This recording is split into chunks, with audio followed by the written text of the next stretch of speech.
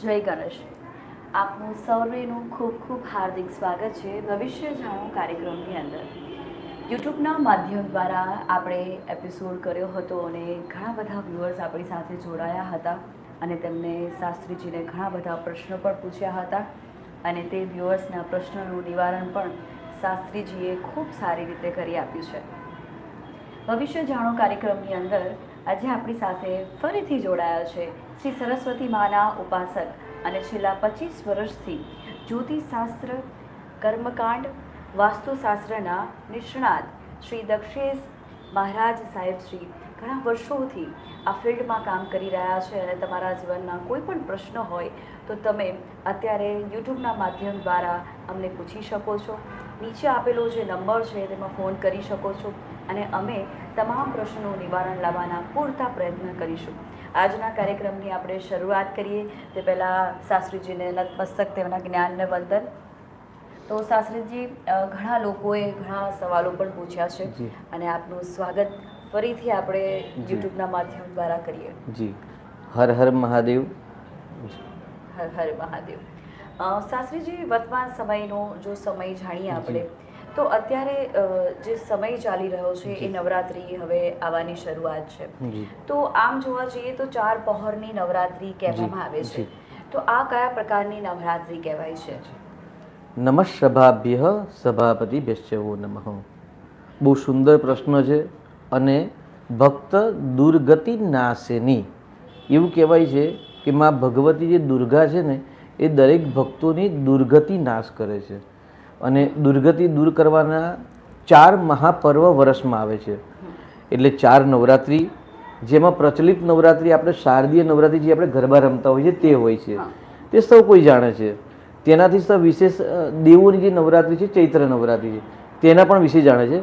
પણ આજે જે અષ્ટમીથી ચાલુ થઈ અને પૂર્ણિમા પર્યંત એટલે પૌષી નવરાત્રિ કહેવાય એને, જેનું મૂળ નામ છે શાકંભરી નવરાત્રિ.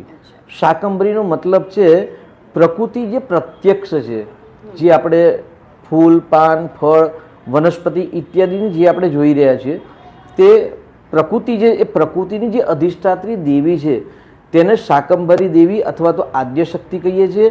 અને એ આ નવરાત્રિનું જે નામ છે એ શાકંભરી દેવી છે, શાકંભરી નવરાત્રિ છે. અને ભક્ત દુર્ગતિ નાશની એવું કહેવાય છે કે દરેકની જે દુર્ગતિ છે એ દુર્ગતિ એટલે દુઃખ. કોઈકને સંતાનના પ્રશ્ન છે, કોઈકના લગ્નના પ્રશ્ન છે, કોઈકના મેરેજના પ્રશ્ન છે. અનેક પ્રશ્નો માણસને સતાવતા હોય છે. ગ્રહ નક્ષત્રની પીડા હોય છે, પોતાના ખોટા નિર્ણય હોય છે.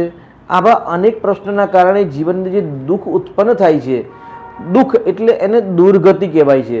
જેમ કે દુર્ગ એટલે અનિષ્ટ, દુર્ગ એટલે કચરો, અને દુર્ગતિ એટલે કચરો એટલે અનિષ્ટ.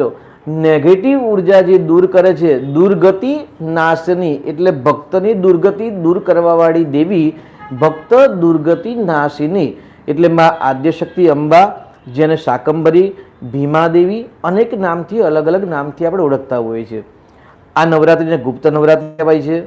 આ નવરાત્રિ એવું કહેવાય કે પોષ સુદ 8મથી પ્રારંભ કરી અને પોષ સુદ પૂર્ણિમા પર્યંતમાં આ નવરાત્રિ કરવાની હોય છે.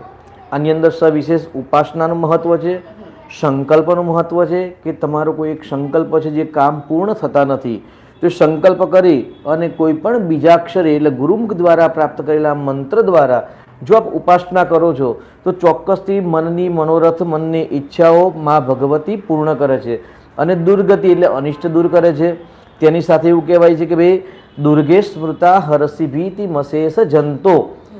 અનેક પ્રકારના દુઃખ છે, ચાહે સંતાનના પ્રશ્ન હોય કે આર્થિક સમસ્યા હોય, ઘરનું ઘર ન થતું હોય, પરદેશ જવા અભ્યાસ માટે જવું હોય અથવા તો નોકરી વ્યવસાય માટે જવા હોય, આવા કોઈ પણ પ્રશ્ન છે એ પ્રશ્નના સંકલ્પ સાથે જો આપ પૂજા કરો છો, માની આરાધના કરો છો, માની જો ઉપાસના કરો છો તો જરૂરથી માં ભગવતી તમારા મનના સંકલ્પ પૂર્ણ કરતા હોય છે. એટલે એ ગાડી કહેવાય છે કે માં ભગવતીની ઉપાસના આ પોષ સુદ 8મથી લઈને પૂર્ણિમા પર્યંત કરવી જોઈએ, જેને આપણે શાકંભરી નવરાત્રિ તરીકે ઓળખીએ છીએ. જી, આપનો ખૂબ ખૂબ આભાર શાસ્ત્રીજી કે 4 પહોરની નવરાત્રિમાંથી આ જે નવરાત્રિ છે, શાકંભરી નવરાત્રિ છે, તેના વિશે આપણે વિશેષમાં માહિતી આપી અને વ્યુઅર્સ આપણી સાથે ઘણા જોડાઈ રહ્યા છે. તો વ્યુઅર્સનો પણ ખૂબ ખૂબ આભાર અને તેમનું પણ વેલકમ છે. તમારા જીવનમાં કોઈ પણ પ્રશ્ન હોય, કોઈ પણ સમસ્યા હોય તો તમે ફોન કરી શકો છો. તે પ્રશ્નનું નિવારણ લાવવાના પૂરતા પ્રયત્ન કરવામાં આવશે. તમારું નામ છે તે જણાવશો, તમારો જન્મનો સમય જણાવશો અને તમે જે જન્મ્યા છો તે વિસ્તારિત રીતે સ્થળ જણાવશો. તો અમે તેને ડિફાઇન કરીને તમારી સુધી તમારી જે કુંડળી છે તેમાં જે પણ યોગ છે તેના વિશે માહિતી આપીશું. તમારા જીવનની જે પણ સમસ્યા છે તે પણ જણાવશો તો નિવારણ લાવવાના પૂરતા પ્રયત્ન કરીશું. શાસ્ત્રીજી, આગળ વાત જણાવીએ આપણે કે શાકંભરી નવરાત્રિ છે જેમાં માની જે ઉપાસના છે 9 દિવસ કરવામાં આવશે. તો તેમાં માને કયા પ્રકારના નૈવેદ્ય અર્પણ કરવામાં આવે છે? પહેલા તો નામ જ છે શાકંભરી નવરાત્રિ. સામાન્ય એવું કે ભાઈ શરદ ઋતુનો પ્રારંભ, અયન બદલાયું એટલે દક્ષિણાયનમાંથી સૂર્યનું પ્રયાણ થયું, ઉત્તરાયણ એટલે ઉત્તર તરફ પ્રયાણ થયું. એટલે જ્યારે ઉત્તરનો સૂર્યની ગતિ ચાલુ થાય, ઋતુનો પ્રારંભ થાય, ત્યારે જે વનસ્પતિ જે શાકભાજી હોય છે, એટલે વર્તમાનના સમયની અંદર જે પણ ફળ, ફૂલ, પાન, શાકભાજી ઇત્યાદિ છે, કેમ કે શિયાળાની અંદર લીલોતરી વધારે હોય, તો લીલોતરી જે શાકભાજી છે એ માતાજીને ધરાવવાથી સવિશેષ લાભની પ્રાપ્તિ થાય છે. જેમ કે અત્યારે શિયાળાની અંદર વટાણા છે, તુવેર છે, ગાજર, મૂળા, બીટ, ભાજીમાં પણ અલગ અલગ પ્રકારના હોય છે. તો સવિશેષ જે શાકભાજી છે, ફળ, ફૂલ, પાન છે, એ સવિશેષ આ નવરાત્રિ દરમિયાન આપના કુળદેવીને અથવા મા ભગવતી આદ્યશક્તિ ભદ્રકાલી અંબે માતાને અથવા તો શાકંભરીનું નામ જ લઈ અને જો અર્પણ કરવામાં આવે તો એવું કહેવાય કે ભાઈ આપણા ઘરની અંદર કે આપણા જીવનની અંદર જે અંધકાર છે તે અંધકાર દૂર થઈ અને જેમ લીલો પ્રકાશ એટલે લીલોતરી એટલે યશ, પ્રતિષ્ઠા, કીર્તિ કહેવાય છે. તો એ લીલો જે પ્રકાશ છે તો એ સમૃદ્ધિનું કારક છે, સમૃદ્ધિનું પ્રતીક છે, યશનું પ્રતીક છે. તો શાકભાજી, ઋતુના ફળ, ફૂલ વગેરે માને નૈવેદ્ય જો અર્પણ કરવામાં આવે તો આપણા જીવન અંદર લીલોતરી, યશ, પ્રતિષ્ઠા, કીર્તિ, સમૃદ્ધિ આદિની વૃદ્ધિ થતી હોય છે. તો સવિશેષ આઠમથી પૂર્ણિમા પર્યંત માતાજીને લીલા શાકભાજી, ફળફૂલ અર્પણ કરવા. તેની સાથે માતાજીને સવિશેષ ખીર પ્રિય છે એટલે ખીરનું નૈવેદ્ય, ખીરની અંદર ખાસ કેસર નાખવાનો રિવાજ છે. કારણ કે કેસરયુક્ત ખીર ધરાવવાથી માં અતિ પ્રસન્ન થાય છે. અને જો ફળની વાત કરીએ તો દુર્ગા સપ્તશતી અંદર કહેલું છે કે દાડિમી કુસુમો પ્રિયા. માં ભગવતીને વિવિધ પુષ્પો સાથે દાડિમી એટલે દાડમ, જો દાડમના ફળ જો માતાજીને અર્પણ કરવામાં આવે તો માં સવિશેષ રાજી થાય છે, પ્રસન્ન થાય છે. એટલે માતાજીને વિશેષ ફળ, ફૂલ, શાકભાજી સાથે આપણે ઋતુના ફળ અને વિશેષ દાડમ અને ખીરનું નૈવેદ્ય અર્પણ કરી શકાય છે. જી, કે નવરાત્રિની અંદર તમે માને શાકભાજીનું તમે વાત કરી કે શાકોત્સવ પણ થતો હોય છે, તો વિવિધ પ્રકારની લીલોતરી અર્પણ કરીને તમે માની આરાધના કરી શકો છો અને તેમાં પણ વિશેષ ફળ તમને મળતા હોય છે. ઉત્તરતા એકાદશી પણ કહેવાતી આવતી હોય છે, તો તેમાં કયા પ્રકારનું નૈવેદ્ય હોય છે અને આરોગવાનું હોય છે અને અર્પણ કરવાનું હોય છે? જી, બહુ સરસ ઉત્તમ પ્રશ્ન છે. જી, એ પહેલા એક આપણે ફોન આવ્યો છે એની સાથે આપણે વાત કરીએ.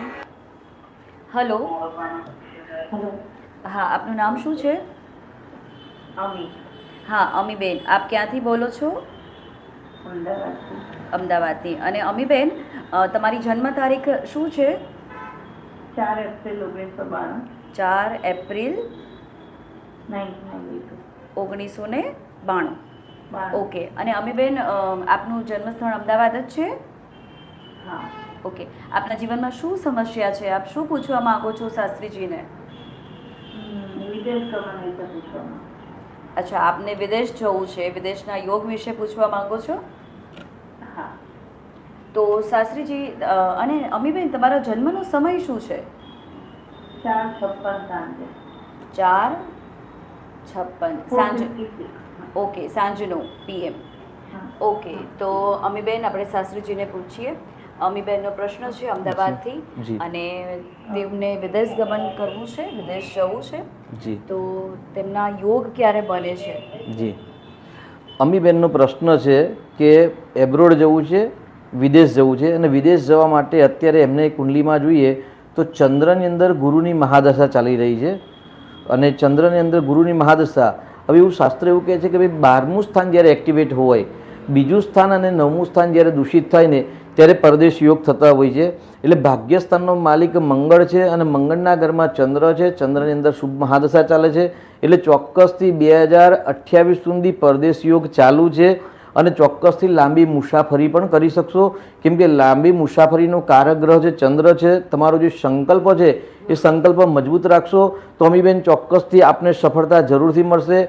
કદાચ એવું કે ભાઈ સારા કામમાં સ્વવિઘ્ન, અડચણ, બાધા, વિઘ્ન આવશે, પરંતુ જરૂરથી સફળતા મળશે. આપણો સંકલ્પ છે એ સંકલ્પ મજબૂત રાખશો, સફળતા મળવાના યોગ વધારે પ્રબળ દેખાઈ રહેલા છે. જી. અને શાસ્ત્રીજી રેમેડી શું કરી શકાય? સામાન્ય અત્યારે ચંદ્રની વાત કરીએ તો જ્યારે એવું કહેવાય કે ભાઈ જન્મભૂમિથી દૂર જવાના જ્યારે યોગ બનતા હોય ત્યારે જ પરદેશનો યોગ બનતો હોય છે. અમીબેનની કુંડલીમાં જન્મભૂમિના સ્થાનનો જે માલિક છે મંગળ છે અને પતિ પત્નીના સ્થાનમાં છે. એટલે જો મેરેજ થઈ ગયેલા હોય અને મેરેજ એટલે પતિ પત્ની સાથે જો જવાના હોય કે નોકરી ઇત્યાદિ માટે, તો વર્તમાન સ્થિતિમાં ડિટેલિંગમાં બાયફર્કેશન કર્યા વગર આપણે કહીએ તો રેમેડી કરવાની જરૂર નથી. પરંતુ જો વિદ્યા અભ્યાસ માટે કરવાના હોય તો જરૂરથી એક વખત તમારે ડિટેલમાં કુંડલીનો અભ્યાસ કરાય પછી જ કોઈક રેમેડી કરવી જોઈએ, જેથી આપણને સંપૂર્ણ લાભ શીઘ્ર પ્રાપ્ત થાય. અમીબેન, હા, આપના પ્રશ્નને તમે લાઈવ જોઈ શકો છો યુટ્યુબના માધ્યમ દ્વારા. આપનો ખૂબ ખૂબ આભાર. તો શાસ્ત્રીજી, વ્યુઅર્સ આપણી સાથે જોડાઈ રહ્યા છે અને વ્યુઅર્સને નમ્ર વિનંતી છે કે તેઓ ફોન કરીને તેમની સમસ્યા જણાવે, તેમનું નામ જણાવે, તેમના જન્મનો સમય જણાવે અને તેઓ જે શહેરમાં જન્મ્યા છે તે શહેર જન્મ દર્શાવે તો અમે તેમના ગ્રહો જોઈ શકીશું.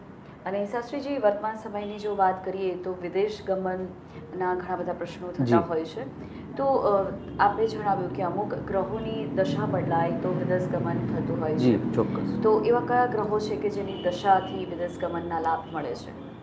સામાન્ય એવું કહીએ ને તો આ નિયમ દરેકને અલગ અલગ રીતે લાગુ પડશે.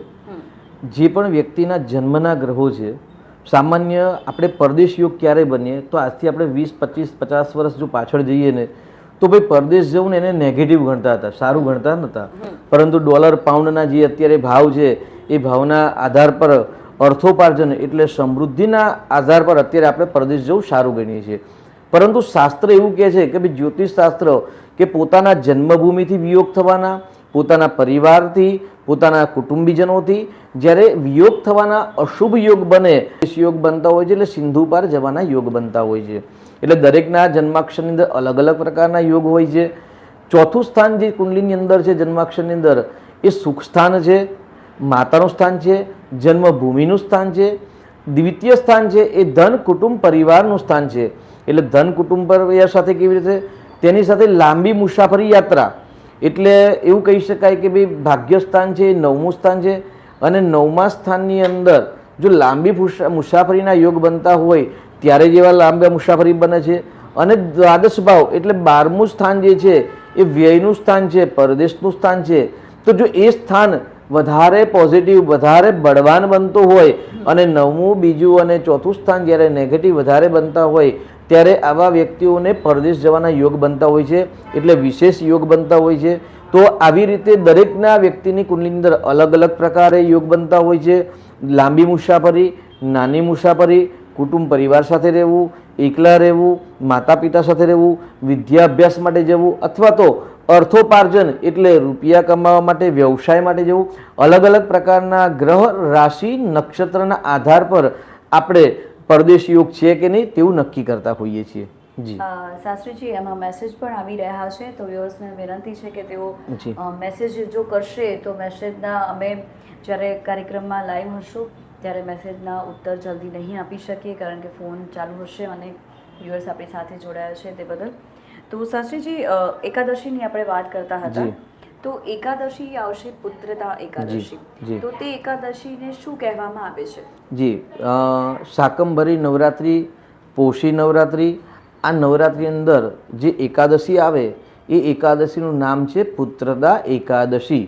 એટલે જેમને સંતાન નથી અથવા તો જેમને સંતાનના પ્રશ્નો છે અથવા તો સંતાનના એજ્યુકેશનના પ્રશ્નો છે, સંતાનને સ્થિર થવાના પ્રશ્નો છે, આવા કોઈ પણ પ્રશ્નો હોય તો આ દિવસે એટલે પોષ સુદ 11ના દિવસે કરેલું એકાદશીનું વ્રત સંતાનના પ્રશ્નોની સમસ્યા આપે છે.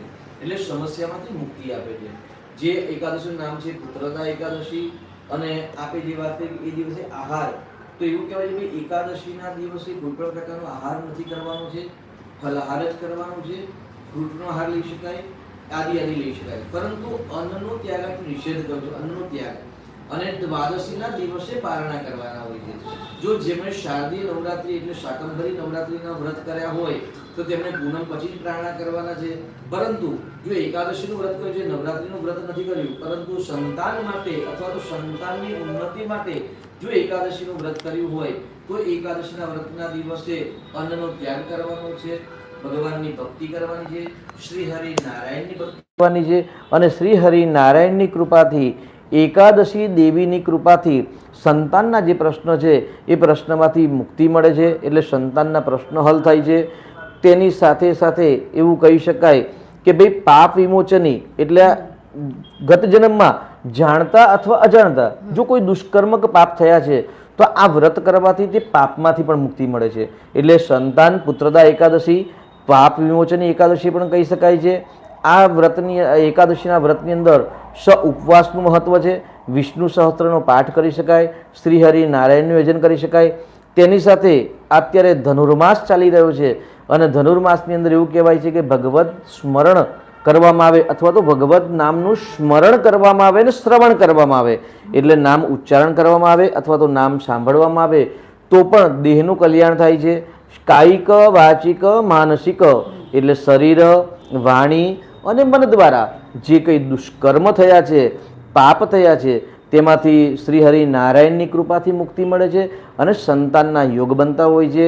જો સંતાન ન હોય, અનેક પ્રયત્ન કરવા છતાં પણ સંતાન ન મળે થતા હોય તો એકાદશીના વ્રતથી પ્રારંભ કરી અને આગામી વર્ષ એટલે 1 વર્ષ પર્યંત એકાદશીના વ્રત કરવામાં આવે તો પણ એ વ્રતના પ્રભાવથી, એ વ્રતના પુણ્યથી, શ્રી હરિ નારાયણની કૃપાથી સંતાનના યોગ બનતા હોય છે. એટલે જે પતિ પત્નીને સંતાનના પ્રશ્નો છે અથવા તો સંતાન નથી અથવા તો સંતાન છે તો સંતાનની સફળતાની અંદર ઉન્નતિના માર્ગમાં કંઈક રૂકાવટ આવે છે તો ચોક્કસથી આ એકાદશીના વ્રતથી પ્રારંભ કરી અને આગામી વર્ષે પોષ સુદ એકાદશી એટલે પુત્રદા એકાદશી આવે 1 વર્ષ પર્યંતની જે 12 દુને 24 11 આવે છે એ 11 કરવાની. સવિશેષ આ વખતે અધિક માસ પણ આવશે તો આ વખતે 2 એકાદશી વિશેષ આવશે અને અધિક માસની અંદર અધિક વ્રત કરવાના, અધિક ફળની પ્રાપ્તિ થાય છે.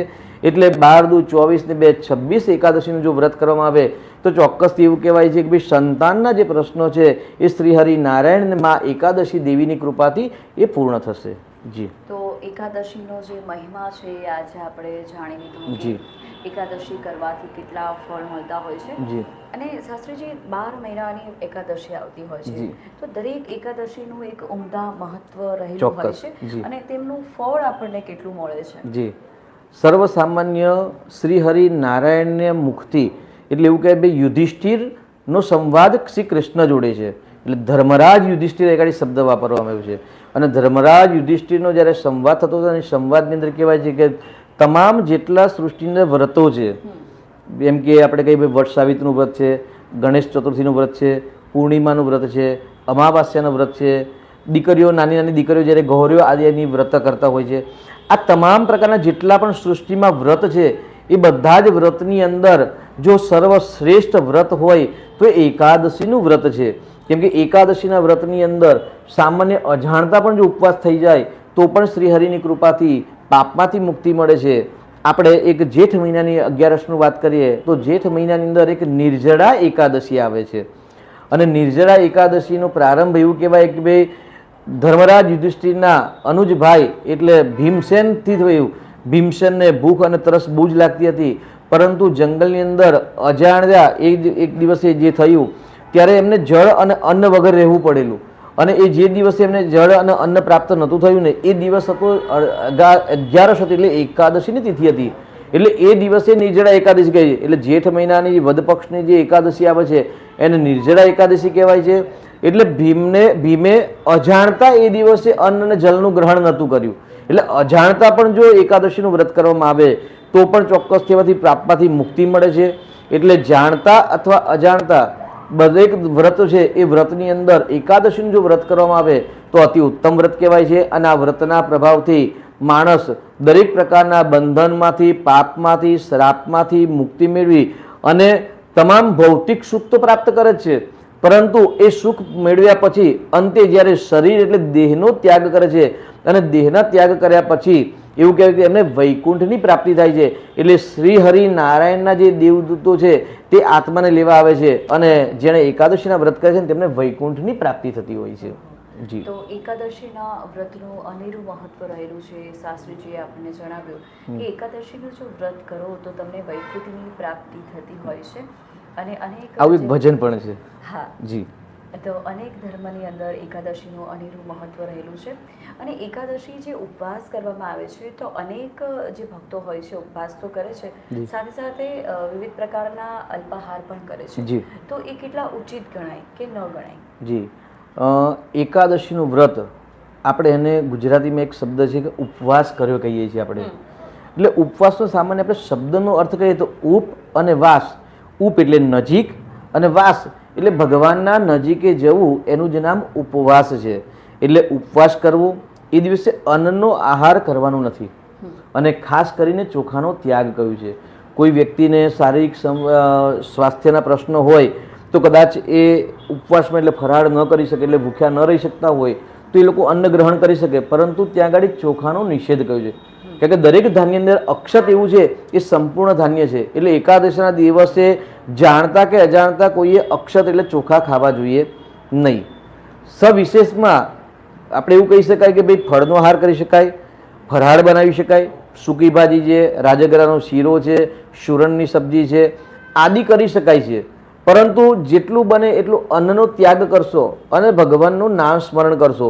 એટલે નિત્ય પ્રાતઃકાલે સ્નાન કરતી વખતે પહેલાં કહ્યું કે આમળાના ચૂર્ણ, આમળાની સિઝન આવી ગઈ છે અત્યારે, તો આમળાના ચૂર્ણ દ્વારા સ્નાન કરવું જોઈએ. પહેલાં તો સ્નાન કર્યા પછી શ્રૌત વસ્ત્ર એટલે એવું કે ભાઈ રેશમી સ્વચ્છ, જે કાણા ના હોવા જોઈએ, ફાટેલા ન હોવા જોઈએ અને અન્ય કોઈ વ્યક્તિ ધારણ ન કરેલા હોય એવા વસ્ત્ર ધારણ કરી ભગવાન શ્રી હરિ નારાયણની પ્રતિમા સામે ત્યાં આગળ દીપ પ્રાગટ્ય કરવું જોઈએ, ત્યાં ધૂપ કરવું જોઈએ, ત્યાં વિવિધ નૈવેદ્ય એટલે ફળ ઇત્યાદિનું નૈવેદ્ય અર્પણ કરી અને પછી ઓમ નમો ભગવતે વાસુદેવાય, ઓમ નમો નારાયણ આદિ વિવિધ સ્તોત્ર મંત્રના સ્મરણ ચિંતન કરવું જોઈએ. અને સવિશેષ એકાદશીના વ્રતની જે કથા છે એ કથા શ્રવણ કરવી જોઈએ. એકાદશીના વ્રતની જે કથા છે એ સાંભળવી જોઈએ, પરમાત્માને સંભળાવવી જોઈએ અને આ રીતે સંપૂર્ણ દિવસ ભગવદ્ ભક્તિમાં કરી અને ત્યાર પછી રાત્રે જાગરણનું પણ વિશેષ મહત્વ છે. તો ત્યાં જાગરણ કરવું જોઈએ. જાગરણ કર્યા પછી બીજા દિવસે પ્રાતઃકાલે શૌચાદિ, સ્નાનાદિ જે નિત્યકર્મ છે એ નિત્યકર્મ પતાવ્યા પછી જ એક સીધું તૈયાર કરી અને નજીકમાં કોઈ દેવાલય હોય એ દેવાલયની અંદર સેવા કરતા બ્રાહ્મણ દેવતાને એ અન્નનું દાન આપી, અન્નનું દાન આપ્યા પછી જ પારણા કરી અને પછી જ અન્નનો સ્વીકાર એટલે ગ્રહણ કરવું જોઈએ. એટલે એકાદશીનું વ્રત સૂર્યોદયથી પ્રારંભ કરી દ્વિતીય દિને સૂર્યોદય પર્યંત એ વ્રત કરવાનું છે, ભગવત સ્મરણ કરવાનું છે, નામ સંકીર્તન કરવાનું છે અને નામ સંકીર્તન કર્યા પછી દ્વિતીય દિવસે નિત્ય કર્મ પતાવી અને અન્ન વસ્ત્ર ઇત્યાદિનું આપણી શક્તિ પ્રમાણે દાન ઇત્યાદિ કરી અને ત્યાર પછી અન્નનું ગ્રહણ કરવામાં આવે. તો આ રીતે જો વ્રત કરવામાં આવે તેને સંપૂર્ણ એકાદશી વ્રત કહેવાય છે. અને આ રીતે વ્રત કરવાથી શ્રી હરિ નારાયણની કૃપાથી સુખ, સમૃદ્ધિ, ઐશ્વર્ય, લક્ષ્મી આદિની પ્રાપ્તિ થાય છે. અને ખાસ કરીને પોષ શુદ્ધ એકાદશીના દિવસે જો વ્રત કરે તો સંતાનના જે પ્રશ્નો હોય છે એ પ્રશ્નોમાંથી મુક્તિ મળતી હોય છે. જી. તો એકાદશીનું જે મહત્વ છે, આપણે જે સગવડિયા એકાદશી કરીએ છીએ અને આપણે ભગવાન પાસે ઘણી બધી અપેક્ષાઓ રાખીએ છીએ, તેના કરતાં આપણે ઉચિત સમયનો ઉપયોગ કરીને, ઓછો અલ્પાહાર કરીને આપણે આવી રીતે વિધિ વિધાન સાથે જો એકાદશીનો ઉપવાસ કરીએ તો તેનું ફળ અચૂક આપણને મળે છે. તેની ઉર્જા આપણને ખૂબ ઉન્નત બનાવે છે, આપણા જીવનમાં ઘણી પ્રગતિ કરાવે છે. શાસ્ત્રીજી, આ સવાલ જે હતો એ વ્યુઅર્સનો જ હતો. મેસેજ દ્વારા તેમને પૂછ્યું હતું કે એકાદશીનું જે મહત્વ છે તે, અને બીજા વ્યુઅર્સનો પણ એ જ સવાલ છે, પૂનમનો સવાલ છે કે પોષની પૂનમ જે આવે છે, જે પોચી પૂનમ કહેવાય છે, કિશોરીઓ પૂનમ કરતી હોય છે અને ભાઈની બેન રમે કે જમે, તેનો પણ એક અનેરો મહિમા છે. તો તેનું શું મહત્વ રહેલું છે?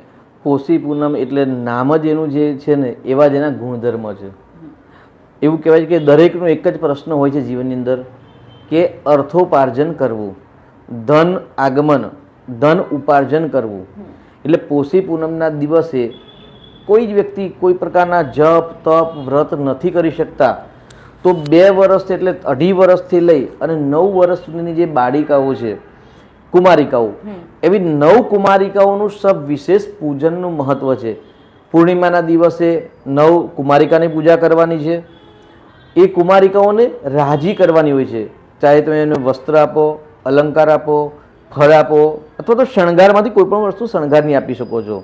અને ત્યાં આગળ 9 કુમારિકાઓ નહીં, પરંતુ આપણે આગળ 9 માતાઓની પૂજા કરે છે ને એવો ભાવ કરવાનો છે. શૈલપુત્રી, બ્રહ્મચારિણી, તૃતીયચંદ્ર ઘંટા, કુષ્માંડા આદિ જે નામો છે એ નામોનું સ્મરણ કરવાનું છે. એમના ચરણ પ્રક્ષાલન કરવાના છે, તેમને ભોજન કરાવવાનું છે. અને ભોજન કરાવ્યા પછી, ચરણ પ્રક્ષાલન કર્યા પછી તેમને દક્ષિણા સાથે વસ્ત્ર અલંકાર આદિ અર્પણ કરવાના છે. એટલે દરેક વ્યક્તિ આ રીતે કુમારિકા પૂજન કરી શકે છે.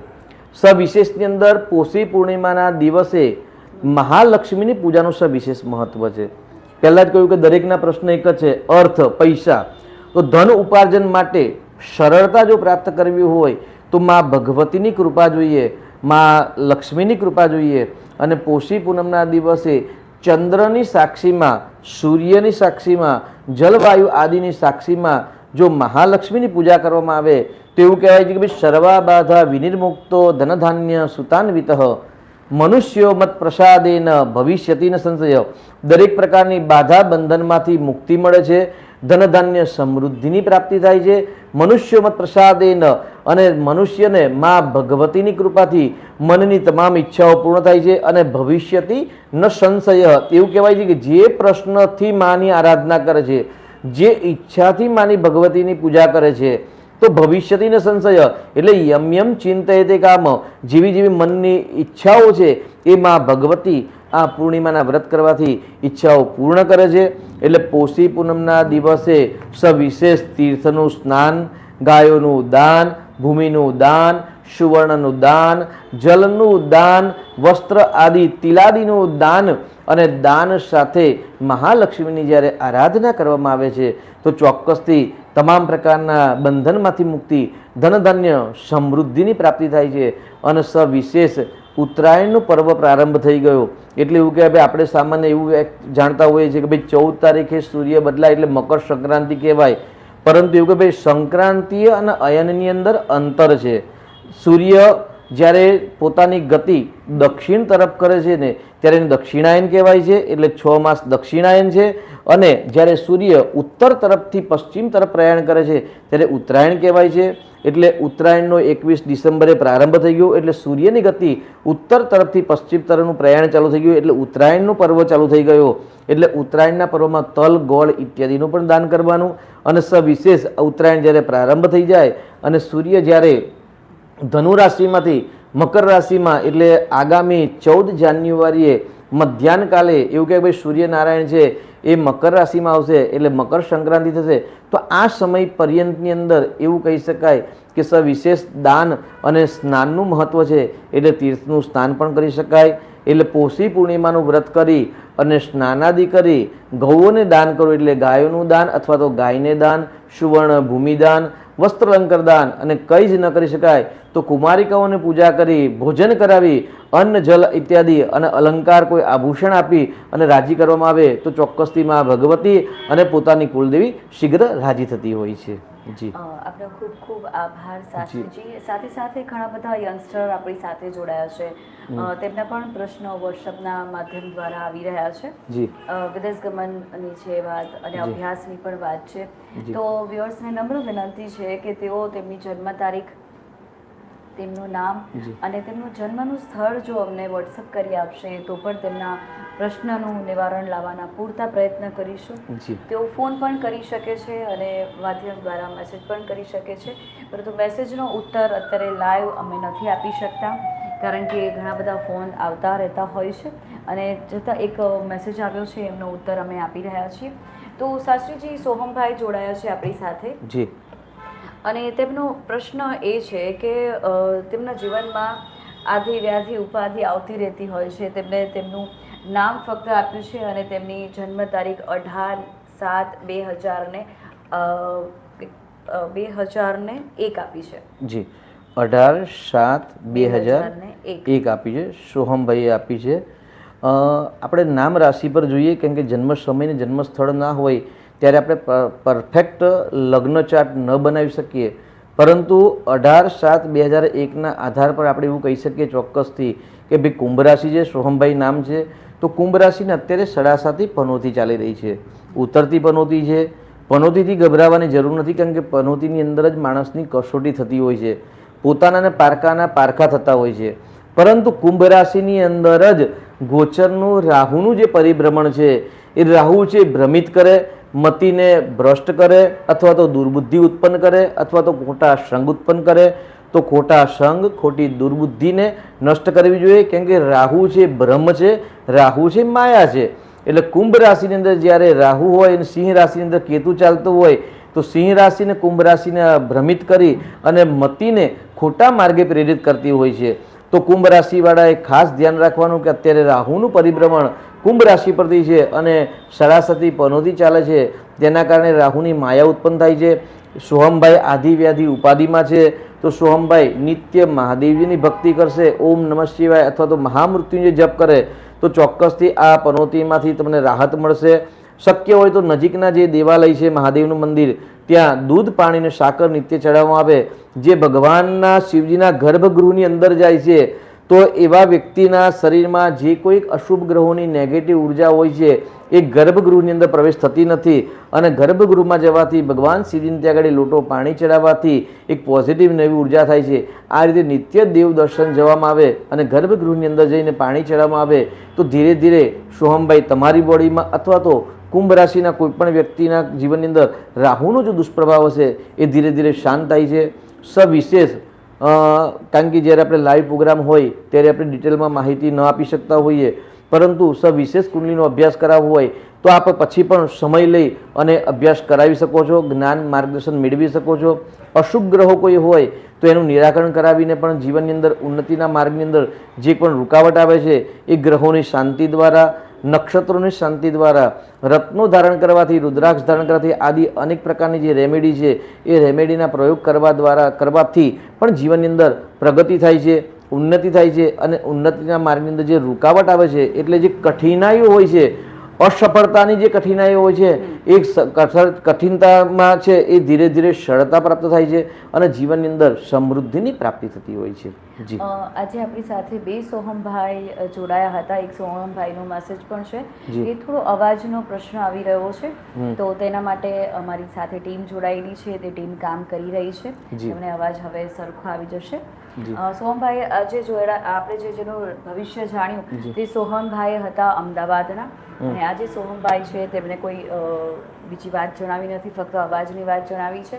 તો સોહમભાઈને પણ વિનંતી છે કે તેમનો પણ તેમના જીવનના કોઈ પણ પ્રશ્નો હોય તો અમારી સાથે તેઓ જણાવી શકે છે, વાત કરી શકે છે ફોનના માધ્યમ દ્વારા. વ્યુઅર્સને વિનંતી છે કે તેઓ ફોન કરે, તેમનું નામ જણાવે, જન્મનો સમય જણાવે અને સ્થળ જણાવે. તો શાસ્ત્રીજી આપણે આગળ વાત કરીએ, રેમેડીની વાત કરીએ તો નાની નાની જે રેમેડી થતી હોય છે આપણે કરતા હોય છે તો એ રેમેડીની ઉર્જા કેટલી બદલાતી રહેતી હોય છે અને એની અસર કેટલી રહેતી હોય છે આપણા જીવનની અંદર? સામાન્ય આપણે ગૃહિણી છો અને દરેક ગૃહિણીઓને ખ્યાલ છે કે જ્યારે રસોડામાં જાય અને નિત્ય એવું કહેવાય છે કે ભાઈ આજે શાક બનાવતા હોય અને જ્યારે સબ્જી બનાવતી વખતે રાઈનો વઘાર કરવામાં આવે તો કેવી સ્મેલ આવે છે. સાથે રાઈ સાથે તમે ખમણ પાત્રા જ્યારે વઘારતા હોય ત્યારે રાઈ સાથે લીલા મરચાં, હિંગ પધરાવી અને જ્યારે તલ પધરાવો તો કેવી સ્મેલ આવતી હોય છે. જી ફોન આવી રહ્યો છે શાસ્ત્રીજી. હેલો. હેલો. હા, શું નામ છે આપનું? ગીતાબેન નામ છે મારું. અચ્છા, ગીતાબેન નામ છે. અને ગીતાબેન ક્યાંથી છો આપ? અમદાવાદથી. જન્મનું સ્થળ આપનું અમદાવાદમાં છે? અમદાવાદમાં. જી હા. આપનું જન્મનો તારીખ કઈ છે અને સમય કયો છે? 7/10/76 ને સાંજના 4:20. 7/10/76 સાંજે 4:20. સાંજે 4:20. ઓકે. આપનો શું પ્રશ્ન છે? ગીતાબેન. મારો પ્રશ્ન અત્યારે એવું છે કે હું 26 વર્ષથી કંઈક જોબ કરતી હતી, અત્યારે છોડી છે હોસ્પિટલમાં. મારે હવે ડિસિઝન લેવો છે કે હું બીજી નવી જોબ શોધું કે કોઈ ધંધો કરું, અને ધંધો કરું તો શેનું કરું? તો મને પ્લીઝ એ ખાલી આઈડિયા જોઈએ. તો શાસ્ત્રીજી, ગીતાબેનનો પ્રશ્ન છે કે તેઓ જોબ કરતા હતા અને જોબ તેઓએ આગળ વિચારી રહ્યા છે બદલવાની, તો ધંધો કરે કે જોબ કરે કે શું કરે? આગળ તેમનું ભવિષ્ય આર્થિક ઉપાર્જન માટે કેટલું ઉજ્જવળ રહેશે? જી ગીતાબેન, આપનો જે પ્રશ્ન છે એ પ્રશ્નની અંદર આપણે તમારી જન્મ તારીખ પ્રમાણે, લગ્ન કુંડલી પ્રમાણે જો આપણે વાત કરીએ તો તમારે શુક્રની મહાદશાની અંદર અત્યાર સુધી રાહુની મહાદશા ચાલતી હતી, પરંતુ હવે શુક્રની અંદર ગુરુની દશા પ્રારંભ થઈ ગઈ છે, એટલે સારો સમય ચાલુ થઈ ગયો છે. આપણું જે 10મું સ્થાન છે એ શુક્રનું સ્થાન છે. શુક્ર સ્વગ્રહી છે અને શનિ છે એ કર્મનું સ્થાન છે, એ 12મા સ્થાનમાં છે. એટલે શનિની દ્રષ્ટિ પોતાના સ્થાન પર છે, એટલે પોતાનો વ્યવસાય કરવા કરતાં નોકરીમાં આપણને વધુ લાભ મળે એવી શક્યતા છે. કેમ કે આપની કુંડલીમાં રાહુ, મંગળ અને શુક્ર છે, અને રાહુ, મંગળ, શુક્ર ખોટા પરાક્રમ પોતાના વ્યવસાયની અંદર નુકસાન કરાવી શકે છે. એટલે આપની કુંડલી પ્રમાણે અત્યારે ગોલ્ડન પિરિયડ ચાલુ થઈ ગયો છે. ખરાબ જે સમય હતો તે નીકળી ગયો છે. એટલે શુક્રની અંદર ગુરુની મહાદશા છે, તો આપના માટે શ્રેષ્ઠ નોકરી જ સારી રહેશે.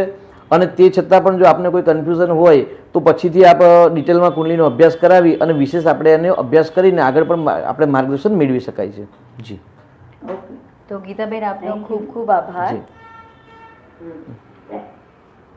શાસ્ત્રીજી, આવી જ રીતે ઘણા બધાના પ્રશ્નો થતા હોય છે કે જીવનમાં આર્થિક ઉપાર્જન માટે તેઓ નોકરી જે જગ્યા પર છે તે બદલવી પણ હોય છે, તો બદલવા માટેના ઉચિત સમયો કેવા હોઈ શકે અને આપણે તેમને ગાઈડ કઈ રીતે કરી શકીએ?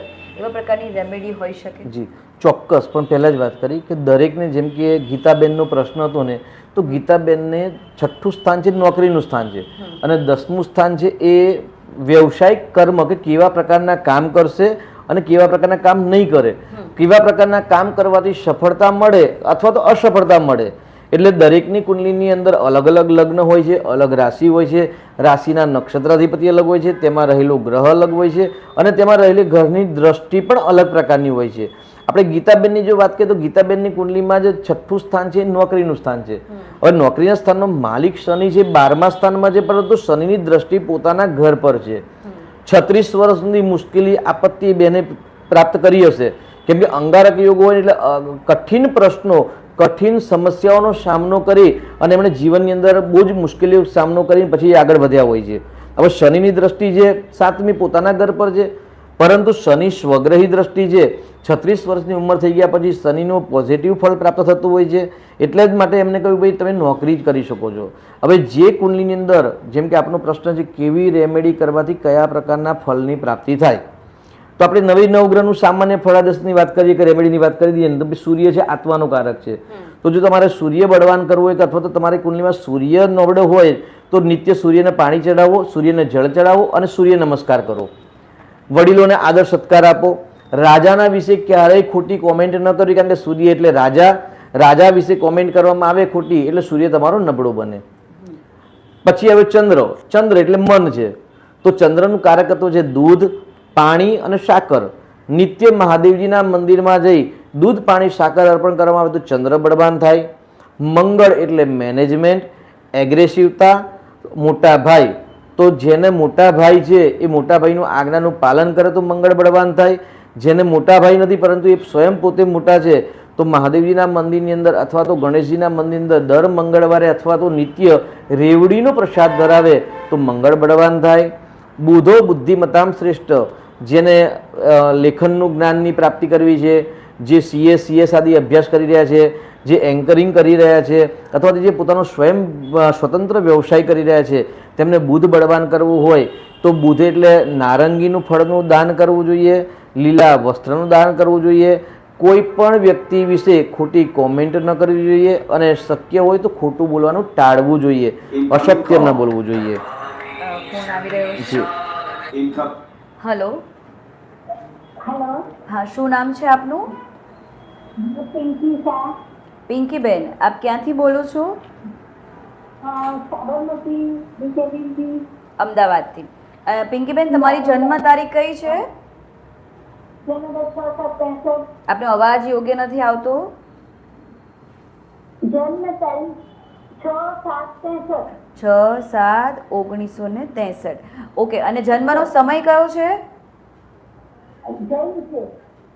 જન્મનો સમય આપ જણાવશો? 12:45. 12:45 સવારનો, શનિવાર. શનિવાર. તો પિંકીબેન, આપનો શું પ્રશ્ન છે? આપનો સવાલ શું છે? શું સમસ્યા છે આપને? સમસ્યા શું છે આપને? સમસ્યા તો બહુ બધી છે, કરોડપતિ બનવું. પિંકીબેનને કરોડપતિ બનવું છે, પણ હાલની સમસ્યા શું છે? કરોડપતિના સપના તો જોઈ શકાય છે. ફ્લેટ લેવો છે, બધી બહુ. આપ એક સમસ્યા જણાવો પિંકીબેન. આપ એક સમસ્યા જણાવો આપને, તો એનું નિવારણની વાત કરીએ આપણે. અચ્છા એવું છે. હું સમસ્યા કહીએ તો તમને જી તમારે ફ્લેટ ખરીદવો છે, તમારે મિલકત ખરીદવી છે. હા, એ ખરીદવી છે તમારે. ઓકે, તો શાસ્ત્રીજી પિંકીબેન સાબરમતી અમદાવાદથી જોડાયા છે. તેમની જન્મ તારીખ 6/7/1963 છે જી. અને તેમને કરોડપતિ બનવું છે તેવો તો તેમનો સવાલ હતો.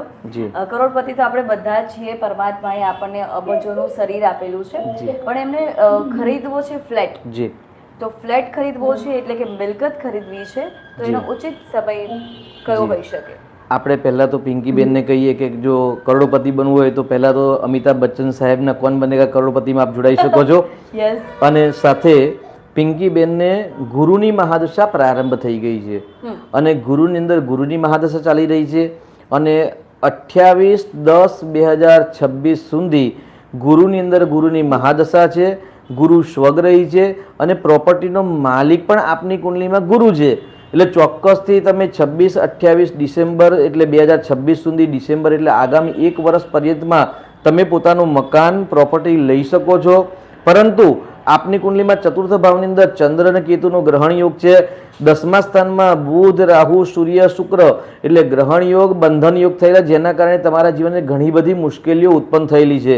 તો જો આ અશુભ યોગ છે એનું જો નિરાકરણ ન કરાવ્યું હોય તો નિરાકરણ કરાવજો. અને નિરાકરણ કરાવ્યું હોય તો આ વર્ષે જો તમે હિંમત કરશો તો જરૂરથી આપ પોતાની પ્રોપર્ટી લઈ શકશો. કેમ કે ગુરુ શુભ ગ્રહ છે, આપની કુંડલીમાં ગુરુ બળવાન છે, ગુરુની મહાદશા ચાલે છે, મકાનનો માલિક ગુરુ છે અને મકાનના સ્થાનનો કારક ચંદ્ર છે તે પણ ત્યાં બિરાજમાન છે. એટલે એ ચોક્કસથી તમને સફળતા મળશે. હિંમત કરજો. અને આપની છે ને ધનુ રાશિ બતાવી રહી છે આપની જન્મ તારીખ પ્રમાણે. તો ધનુ રાશિ પ્રમાણે આપનો જન્મ મૂળ નક્ષત્રમાં થયો છે. જો મૂળ નક્ષત્રની શાંતિ ન કરાવી હોય તો આ પણ કરાવી જરૂર છે. જરૂરથી આ વર્ષે આપને શુભ સમાચાર મળે, શુભ લાભ થાય તેવા શુભ ગ્રહો જણાઈ રહેલ છે. જી. તો પિંકીબેન, આપનો ખૂબ ખૂબ આભાર. Thank you. જી તો શાસ્ત્રીજી, કરોડપતિ તો બધાને બનવું છે, જી તો દરેકને પૈસા તો જોઈએ જ છે. ચોક્કસ. કારણ કે આપણે જે જીવન જીવી રહ્યા છે તો તેમાં ઘણા બધું મૂલ્ય જે છે જી. પૈસાથી થતું હોય છે. જી. પરંતુ શારીરિક રીતે આપણે જ્યારે સ્વસ્થ હોય, માનસિક રીતે સ્વસ્થ હોય તો એની પરમાત્માની કૃપા જ હોય છે કે તમે અબજોપતિ છો, કરોડોપતિ જી. નથી, તમે અબજોપતિ છો. પહેલું સુખ તે જાતે નરે. Yes sir. તો પહેલું સુખ તે જાતે નરા. તો પરમાત્માનો આભાર આજે આપણે માનીએ. અને વ્યુઅર્સ આપણી સાથે ઘણી રીતે જોડાયા છે.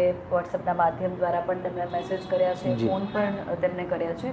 અને શાસ્ત્રીજી, આ સમય જો અખવાડિયું કહેવાય, જી. અખવાડિયું, તો તેની અંદર કઈ રાશિ જે છે એ ફળદાયી છે, જી. શુભદાયી છે, તો એ રાશિ વિશે આપણે વાત કરીએ. જી. અને આ વીકની અંદર કઈ બેસ્ટ રાશિઓ છે કે જેનું જે અઠવાડિયું છે બહુ સારું જઈ રહ્યું જી. છે? એ પહેલાં આપણે જે આપણો જે ફોન આવતા પહેલાં જ આપણે જે વાત હતી કે રેમેડીઝની અલગ અલગ, Yes, yes. તો આપણે બુધ સુધી પહોંચેલા હતા. ગુરુનું બાકી હતું. તો ગુરુ જ્ઞાનનો કારક છે. એટલે જેના ઘરની અંદર દરિદ્રતા હોય, લક્ષ્મીના પ્રશ્નો હોય, યશ પ્રતિષ્ઠા સન્માનના પ્રશ્નો હોય તો ચોક્કસથી તમારી કુંડલીમાં ગુરુગ્રહ નેગેટિવ છે.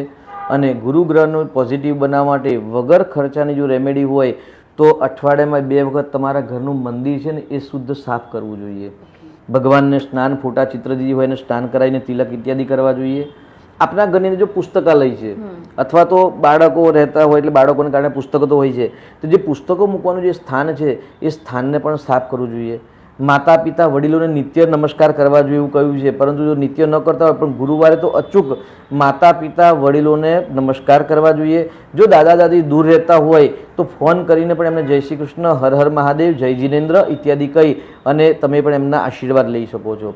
એટલે ગુરુ ગ્રહ છે એ જ્ઞાનનો કારક છે, તો વડીલોને માન સન્માન આપવું, મંદિર જે દેવ સેવા છે દેવ સેવાને શુદ્ધ સાફ કરવી, અને પુસ્તકાલય એટલે પુસ્તકો મૂકવાનું જે સ્થાન છે એને સ્વચ્છ રાખવામાં આવે તો ગુરુગ્રહ બળવાન થાય છે. શુક્ર એટલે સ્ત્રી, શુક્ર એટલે સુખ, શુક્ર એટલે લક્ઝુરિયસ લાઈફ. જેને લક્ઝુરિયસ લાઈફ ભોગવવી છે, જેને કરોડોપતિ ખરબોપતિ બનવું છે, જેને બ્રાન્ડેડ કપડાં, બ્રાન્ડેડ વસ્ત્ર આદિ ધારણ કરવા છે, તો તેમને શુક્ર બળવાન કરવો જોઈએ. અને શુક્ર સુખનો કારક છે. શુક્ર એટલે સ્ત્રી, શુક્ર એટલે લક્ષ્મી. લક્ષ્મીજીને અને સ્ત્રીઓને આદર સન્માન કરવામાં આવે, સારા પરફ્યુમ્સ ઉપયોગ કરવામાં આવે, નિત્ય દિવસની અંદર 1-2 વખત કપડાં બદલવામાં આવે, શુદ્ધ સ્વચ્છ કપડાં ધારણ કરવામાં આવે, ફાટેલા કાણેલા તૂટા આવા કપડાં ન પહેરે, પોતાના શૂઝ છે એ શૂઝ સ્વયં સાફ કરે તો ચોક્કસથી શુક્ર બળવાન થાય. અને જેટલો શુક્ર બળવાન થાય એટલી લક્ઝુરિયસ લાઈફ, સમૃદ્ધિ, ઐશ્વર્યની વૃદ્ધિ થતી હોય છે.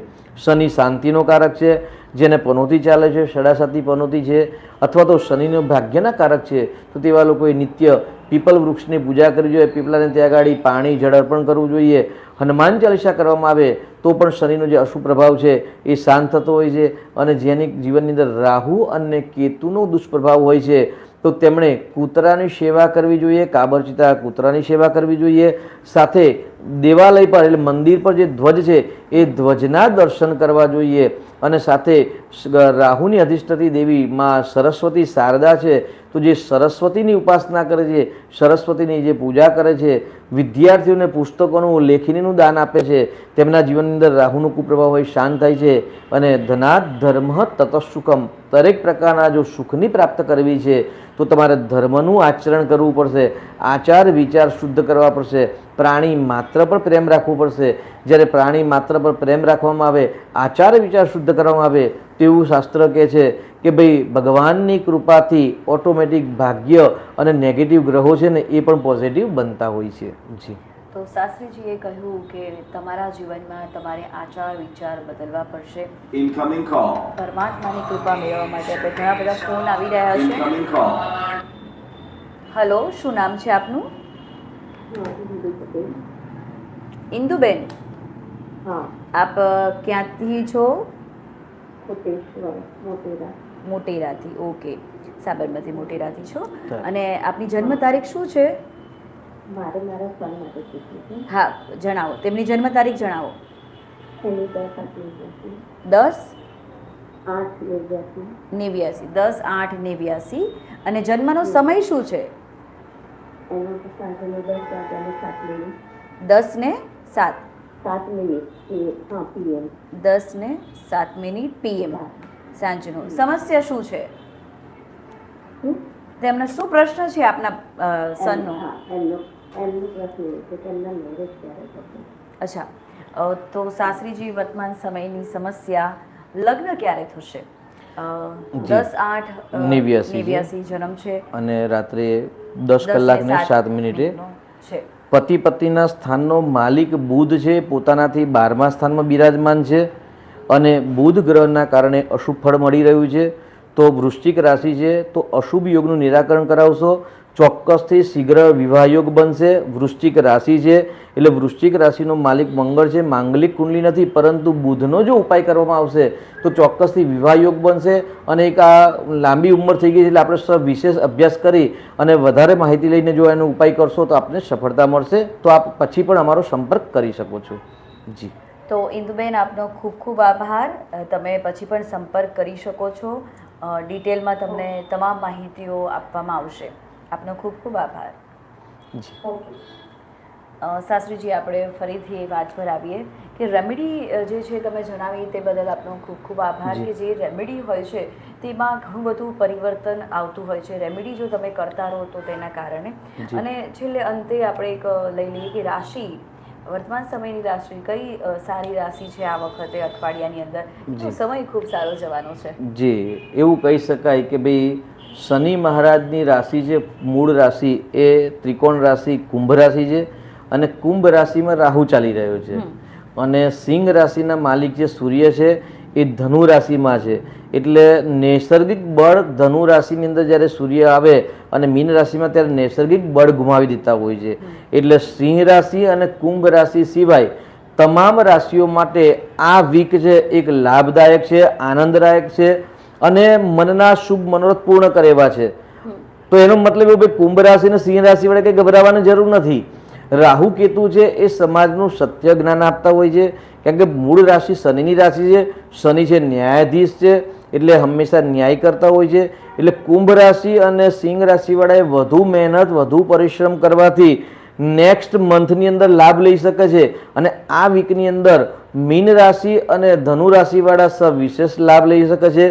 મેષ અને વૃશ્ચિક રાશિવાળાએ સાવધાની રાખવાની જરૂર છે, કેમ કે એમનો માલિક મંગળ છે અને સિંહ રાશિનો માલિક સૂર્ય છે, ધનુ રાશિમાં છે, તેમને પણ થોડુંક સાચવવાનું રહેશે.